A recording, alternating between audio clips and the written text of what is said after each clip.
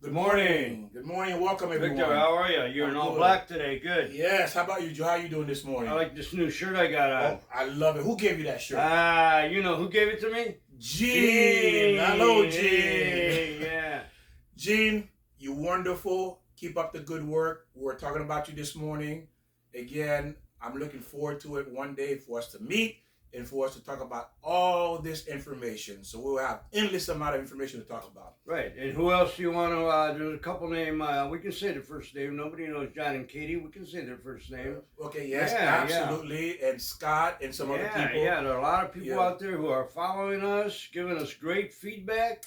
Amen to that. And again, when you're looking for the truth, you're searching for the truth, you hear it, immediately you're like, wow. Right. Exactly. When I started learning the Torah, I'm like, whoa, okay, this is where I belong. Again, the beauty of this is that it's giving you so much information how to live and how to make decision. The worst thing is not having information, not understanding how to make decision. Right. I'm exactly. not sure. What do I do? My husband scream at me, my wife scream at me. How do I respond? Yeah. Very difficult. It's hard to, how do I respond?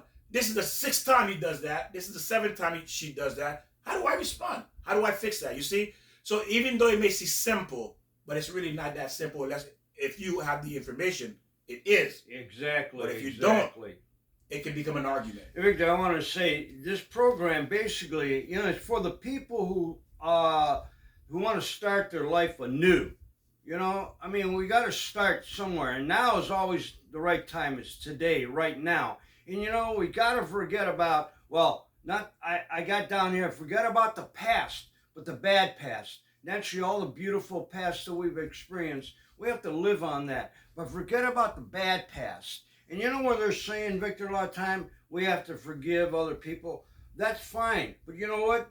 You got to forgive yourself. Start with that first. Forgive yourself what has happened in the past. Self-repair. Whatever it is, whatever sin self-repair. Whatever sin we committed or wrong or whatever you thought that is hanging you up from the past, forgive yourself. Ask God for forgiveness and you learn from that and move on. Move on. Yes. And ladies and gentlemen, keep in mind that if you've been following, don't give up. Keep listening. The thing is that the enemy, remember, there's no way you can function in this world without the right information. It just simply doesn't exist. By going by your own, think about what I'm going to say. You live up to this point according to your logic, your understanding. How did that work out for you? Did it turn out the way you wanted it or not? If it didn't, that means you were living by 50% truth, 50% lie.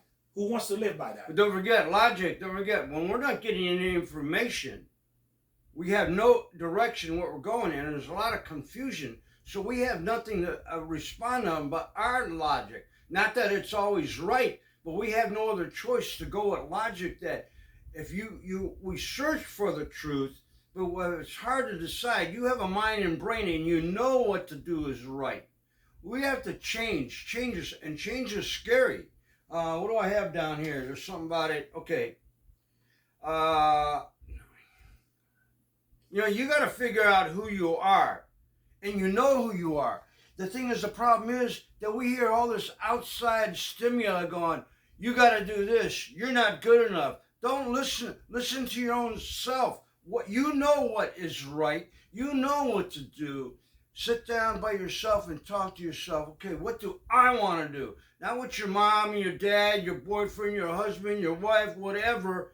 What do you want to do? What is the right decision for you to make? Don't somebody says, well, you want to write a book. You can't. What do you know about writing a book? What do you know about drawing? What do you know about painting? Do what your heart and what God has given you is what's in your heart.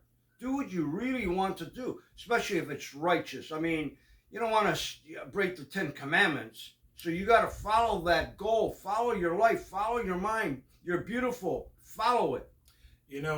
Exactly. Whatever gift you have, it was given. God gave you that gift. Right. Okay? He gave you that gift to utilize here in this world.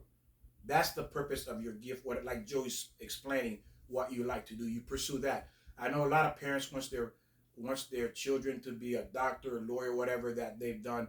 But again, if that's something you don't like, Because remember, God sent you to this world with a specific mission only for you. Right. Okay? Just like your parents had their mission, you have your mission. You got to find out, like Joe said, what the gift is given you, and you to utilize that to sanctify God's name. Okay? And what the problem is, too, we want to be someone else. I mean, when you grow up, right off the bat, what I wanted to be is this one guy I used to love, this singer. I want to be like him. Well, you can follow direction, but be your own self. My problem was I was mimicking what he was singing and not developing my own true self, my own true voice. Oh, I'm not singing like him. You got to find your own. You can't sing like someone else. You sing like you. Find out who you are and what you want to portray in life. Joe is right. You are unique. You are individual. God didn't create two of you. What he created, remember, the soul has two parts. It has part of God and it has you. No one know what you is. You is that individuality, that uniqueness that makes you different from everybody else. Your experience, everything that takes place, that's what makes you. So God did not create two of you. What we have is half of him and the other half is us. Whatever that means, what us is. Okay? So that's why we're saying is that be who you are. You can never be somebody else. It just doesn't exist. And sometimes parents, they want to live us through their child a second life. They go, oh, you can be a dancer. You can be an actor. Be this, because they want to live through you.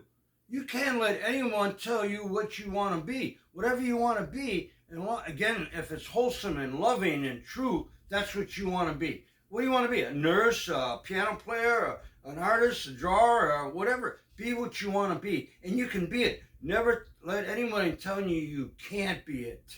And remember, God made you unique. That's what people don't understand. You are unique. You're not like anybody else. You came here for a purpose. Only you can accomplish. Your parents can't do it. No one can do it but you. Okay? So that's the most important thing you need to understand. You are unique, and you've been sent here with a specific reason, a purpose only you can complete, a mission only for you. Now, we're going to talk about today as, again, we thank God for this opportunity for us to continue learning. And something that Joe and I was talking a couple of days ago, and it hit home, and I said we have to do a video on this, and I'm sure we all could relate to this. And it's called The One Who Got Away. Who got away. Think about it. How many of you at your age, and you look back and said, I should have married that woman. I should have married that guy. Maybe he was the one I should have been with. Is that you? Do you think about that? Sure, I think everybody is related to back. Oh, I wonder what happened to that guy. I wonder what happened to that girl. Yeah, well, maybe I should have, But you know what, Victor? Sometime our soulmate, or maybe you're not ready. So it's not so much you let them go, or how'd you say it? You lost them? What was that? You're not prepared. So you're always ahead. Right. Always ahead. But, but that could be. Just because you met your soulmate back in 12th grade or when you're 12 years old, maybe you guys weren't ready to match up. You weren't ready to yoke. So what is yoke? Yoke, equally, yes. Equally yoked. Balanced, So, same character. I mean, the same character, the same goodness. So sometimes you got to go away from your soulmate. Soulmate, thank you, Victor. And then eventually, once you learn and know what's right, then you come together. And how many times people have said, well, we talked to somebody who found somebody on well, remember the Ouija board? Well, we'll get into that. Yeah. And the thing is this, ladies and gentlemen, is that we all have done that. I have done that. So maybe I should have married that girl. Yeah. And the question is, how do we know that was our soulmate? Did we miss out on that soulmate? And that's exactly what we're gonna cover today. Did you miss out on a soulmate? And what happens is when you miss out on a soulmate, and now you're 40 and 50 years old, you can't find somebody. We're going to cover that as well. And sometimes with me, you feel that chemistry. Mm-hmm. There's a charisma or chemistry. When I feel that, it's not so much, naturally it's always visual. It's ooh, she looks good or he looks good. Visual is very important. But if you don't feel that chemistry, and to me, that's what I look for. I can't speak for everybody. Chemistry works for you, but I know a lot of people out there know what that means. You get that vibration, that feeling. There's that chemistry. I love the word chemistry. Yes, and then you can't now. what happened is this. Now How let's can you write and talk at the well, same time? just so because I I can't want even to. write. I'm going to period. cover this right now, so while we can, so I don't forget it. Okay. Is that think about you 45, 50, 60 years old, 70 probably, and you can't find somebody else. So I want to cover this before I forget it because I already have the notes. Now, why is it now you can't find someone at that age? You 50, you 60 years old, you 70. So we're kind of going ahead of the thing, and then we're going to backtrack. Now, why is that? You say, well, I'm 50 years old, I'm 60, I'm 70, I'm 80, I can't find someone. Why? Because what happened is when you've been in a bad relationship, remember, God created us to be innocent. So now you got into a relationship that destroyed you. Were in it for 50, 20 that's years. devastating. Devastating. And we talked about there was this woman that we met at a party, and then a birthday party, and then she was telling me that her therapist told her it's going to take her 40 years Whoa. to fix the damage that happened to her in this marriage. 40 years. So that means if you were in a relationship, a marriage for 20 years, now you have to add 40 years of repair. So 40 years, 40 plus 20 put you at 60 if you've been doing the repair. But if you haven't been doing nothing, guess what? God can't give you another person because you're damaged. You need to fix you before he can send you another person. Just like Joe was saying earlier, were we ready? Yeah, exactly. See, even at an old age, you're not ready because you're damaged now. Right. That happens. And when it happens, people try to rush it. You're not, like you say, 40 years, you're not ready, but you rush it because you want it. And when you rush something, maybe it doesn't come down preparation. Right. Maybe it can be less than 40 years. I mean, I've been in right now, 20 years, I've been by myself, and actually I kind of like it, but... I mean, if my soulmate's out there, maybe Gene might be the soulmate. Hey, you may find this interesting, Gene. And everybody else who's listening to this, you're going to find this very interesting. Right. And this is something we need to learn because if we messed up, we didn't get our soulmate, you better make sure you push your kids to see what a soulmate is. Now, this is how we know our soulmate. This is beautiful. That's why I said the way God designed marriage is absolutely unbelievable. Now, this is what he says. Did I lose my soulmate? The person you think you should have married when you were 10, 11, 15, 16, 17 probably, and maybe 18. But it doesn't go past that. I'm going to tell you why so you understand why. Because God wants only one person in your life. Now think about it. God doesn't want you to marry a man who's been with 20 people. Or a woman who's been with 20 people. Right. He wants, remember, God is about purity. He wants it for you to have, you only experience each other. Not mean that you're a virgin, she's a virgin, he's a virgin. He doesn't want you to experience anybody else. And well, how does God accomplish that purpose? How does he do that? To make sure I'm a virgin, she's a virgin. Well, how does he set that up? This is how he does. Oh, it's lost now. I mean, it's very hard. But it's still there, but it's still in the plan. It's because we don't know. Right. So you're going to wind up marrying a virgin? I don't think I am. I mean, that's going to be, how many 80-year-old women are virgins out there? Well, I'm just saying, for us, it's probably game over. Game over? Never say game over. Well, you're right. Yeah. You're right. Never say game's over. So it says, soulmate are given early in life to protect the innocent of each person. The purity, the virginity of each person. Listen to what it says. Soulmates are given early in life. God, why early in life? Marry early to become one in us. Now, let's clarify early in life. What he does is this. He's giving you someone. Have you been, somebody of the opposite sex, that a girl or boy that was your best friend, you grew up with, you hanging out with all the time, they're in your neighborhood, or maybe at your school, you close to each other. How did that relationship came about? Right. You and this girl close together, or you and this boy always together, best friend. That's most likely is the soulmate. Don't forget though, at that time, your mental attitude is totally different than when you're, when you're 12. Yeah, you can find somebody where you can relate to, but then you're 15 and then you're 21. So. What am I going at with here is that, we may not be ready. Don't forget, our mental mind is different. And like I'm still standing by, nobody should get married until they're at least 30. Because you're still, again, we talk about, you don't even know yourself. So how do you know your soulmate? You may think you have this reaction, even that chemistry. But, until you really know yourself and love yourself, then you really know what a soulmate is about. And thank you. And what's happening is this. So God says, I want your both of you to be pure, physically pure and mentally pure, because you have experienced nobody. So because I orchestrate, I put together marriage, I'm gonna make sure you two grow up in the same neighborhood, go to the same school or meet at the same school, and you two become friends. He make it easier. Any of you who's single, dating, you know it's not easy dating. Right. But right. God made dating easy at an early age because you're friends. At least you think that's what you are, friends growing up. You know, you're hanging out together, you go fishing, swim, whatever it is you do as a girl and boy hanging out at school or in a neighborhood. He makes it easy for you. He brings you together to grow up together because you know each other. How many of you say, I had a best friend, a girl or a boy growing up, and you knew that person? This is what God wants early in life because he wants it to be pure. Now, like Joe said, I'm going to add to that. We don't know because our parents did not teach us this is probably the soulmate. Right. Because in the Jewish community, the girl is mature at 12 and the boy is considered a man at 13.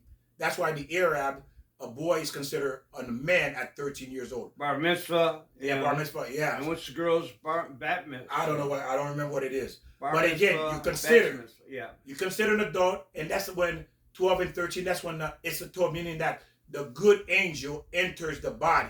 When you come out as a baby, the evil angel inclination, it says evil is waiting at the door. That means when the mother pushed the child out, that's the door. You coming out of the door, out of your mother's womb, and evil enters you right away. That's why kids say, no, it's mine when they're little. Exactly. But when they become 13, the good angel enters them. Now they can rationalize and understand. So you consider, that's why they have the bat mitzvah, because also bat mitzvah, because why?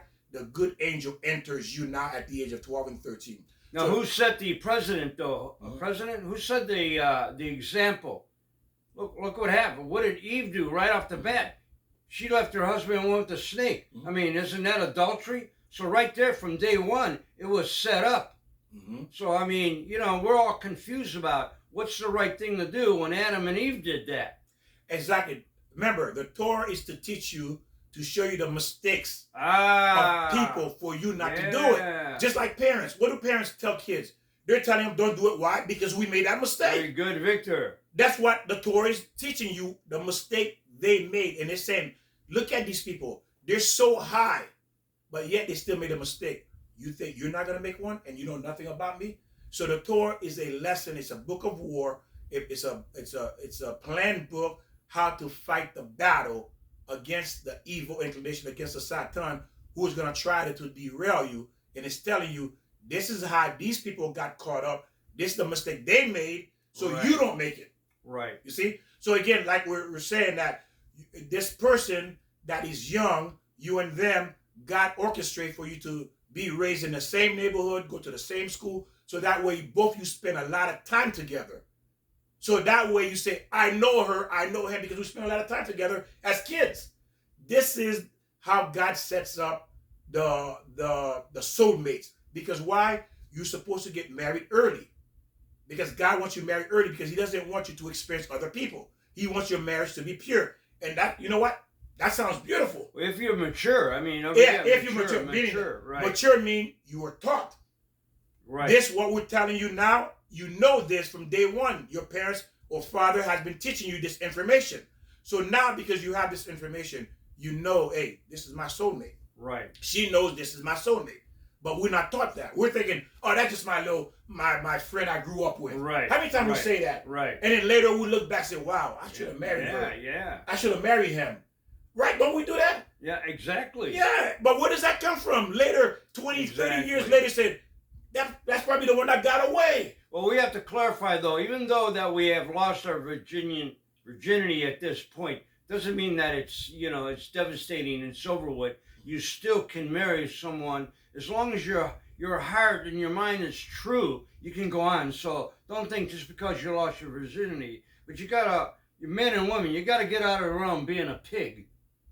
You know what I mean by that? Being a pig. You can't be running around, sneaking around. You know, have some dignity. The dignity is lost now. Have some dignity in your own mind and soul. But we can move on. Don't worry about it. No matter if you had a marriage, whatever. What about people who get married? They're the soulmate and someone dies. What does that mean? That they have to look, maybe there's another soulmate, maybe whatever it is. I mean, we're not taught that, but just think what's in your heart and mind. What would you think of your mom if she was a whore? Or what would your dad if he was around cheating on your mom? Let's get it together. Let's talk real here, people. Get your life together. Confirm what you're doing. Love what you're doing. Well, know what you're doing. Right? The right thing. The right thing. Now, again, remember, God is holy. He's holy, and he wants purity. Everything that we do, he wants us to be holy, being pure and innocent in terms of we're following. That's why he gives the Torah to protect all of us from our own self. So again, the person we're supposed to marry in life is in our lives early in life. They're there. God arranged it because it says God is the one who arranged us to meet. But he does that early, so that way, again, I go back so we don't have any experience with other people. But that's to find your soulmate early in life, so that way, mom and dad been with one person all their life, and guess what? And your kids say, well, mom, you never been with another guy. Nope. Dad, you never been with another woman. That's nope. not in today's world. Exactly. But again, the reason it doesn't exist, we didn't have this information to know how to do it and to teach our kids. And don't forget, when you're young, when you meet your soulmate young, that doesn't mean you have to get married at 12 years old, 13 years old. Don't forget, some people separate. They go to college, they go to jobs, wherever they go. So your soulmate can be separated from you early in life, but we have to find that soulmate back. And yes, again, because society, this world has changed. It's nothing like it used to be before, but God's plan never change. You have to be smart enough and learn to understand his plan and guide your life according to his plan if you want to succeed. That's if you want to succeed, because he already sets it up for you. It's you now who have to have the information to follow through. And Joey's right. We don't get married at 12 and 13 anymore because why? We're not mature. We're not taught. Right. What do we know at that age? But again, every one of us pretty much can say, maybe that was the one I was supposed to marry. We look back because why? We did not know. Because we're, like Joe said, we're immature, running around thinking, watching television, which misled us, watching all these garbage things, feeding us wrong information, thinking that's what we're supposed to do. Guess what? Our lives are ruined because of that garbage. Exactly. Because of that garbage. They fed us garbage. And don't think that God is some kind of entity that you can't, entity, did I say it right? Uh-huh. That you can't talk to. I mean, let God be your partner. I mean, God naturally is way above us, but let him be your partner. Talk to God. Okay, these are people who believe in God. If you believe in the Big Bang, there's a button on your screen. We don't want to talk to you because you don't want to learn that. Unless you want to learn, here we are. We'll teach you. There's a God. There's somebody that created us. Talk to God. Again, meditate, talk to God. You say, well, how do you talk to God? Just talk to him like a buddy. Okay, what's going on? You can say questions. Why did this happen? What did I do wrong? Find out what we're doing wrong and correct that. Talk to God. Let him be your partner in life. And remember, share this link with other people that you love so they understand, okay? Again, this is all about teaching. If you don't know this information, but you love your children, you love your cousin, your uncle, whoever, niece, nephews, send a link to them. Send it so they at least have an idea. Especially now if you're 50, 60 years old and you have young kids being raised, now you have a good idea what you should be looking for. Like other countries have pre-arranged marriage because they're looking at what is the best partner for their children. Right, exactly. So that's what God does. He gives you your soulmate early in life. Why? Because it says the reason to get married early is for you not to have any sexual experience with another person except your soulmate. Because the best gift you can give to each other is your virginity. Well, we all realize it. Whatever we've gone through, I mean, sometimes you go, it'd be nice to marry somebody who hasn't been touched with someone else. I mean, you kind of like fantasize that. And, I'm sure there's a lot of people who experience that, and that's great, And God makes it easy to find your soulmate in your childhood, okay? Victor, let me make a comment, just Sure. Totally off the wall here. Mm-hmm. You taught me about Noahide, and I'm thinking, I never heard that. I don't know about Noahide.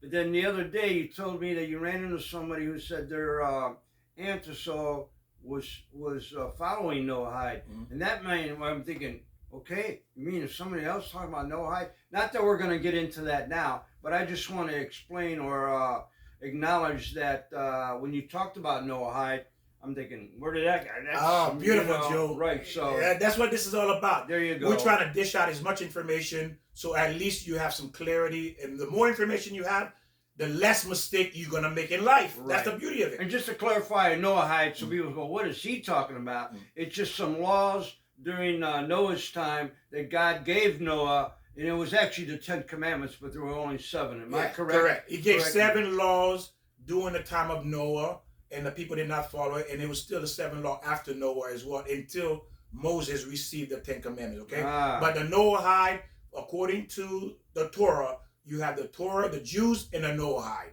Those are the 2. If you are a righteous Noahide, you go to heaven, okay? That's what it means. If you're righteous, which is called Gentile, or Goyim. Goyim mean other nation. Goyim. Okay. Goyim. When you hear the word Goyim, which is what the Jews call, that's a name mean other nation, or Gentile. Okay, those are the 2 ways they refer to us. Goyim, Gentile, other nation, Gentile. And they are, the Noahides are called the righteous Gentile, and they have a share of heaven because they fall in 7 Noahides. I didn't mean to get off the subject. No, that's fine. They need to know. That came in my mind, and I want to mention that. Oh, I agree with you. Okay. So this person is usually your best friend growing up together. You play with them and tell them secrets, and they see, the good side, the bad side. God made it easy, and you must learn to know how to find your soulmate early, because God gave it to you early. Now, Joe said something earlier. You may miss out on your soulmate. Yeah. Why? Because maybe you're young, you're a pig, acting like a pig. Right. And then God says, well, she's ready to get married. But you're not. You're not. You're acting like a pig, disgusting, whatever, you don't have the right character. God says, look, I can't give you to her, because what kind of father would I be to give her a disgusting individual for a husband, or vice versa?